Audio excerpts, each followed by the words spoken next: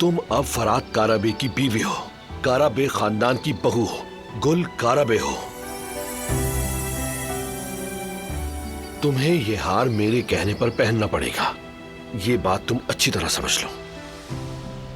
जबरदस्ती मत करो, तुम अच्छी तरह जानते हो कि लोग बातें करेंगे, बिला वजह में हंगामा बरपा होगा। गुल, तुम अब लोगों की टेंशन लेना छोड़ दो। दुनिया क्या कहती है, क्या करती है, मुझे इसकी कोई परवाह नहीं है। तुम मेरी बीवी होने के नाते मेरी हर चीज की हकदार हो। दोबारा ऐसा मत बोलना। चलो पहनो, ये बॉक्स पकड़ो। हाँ,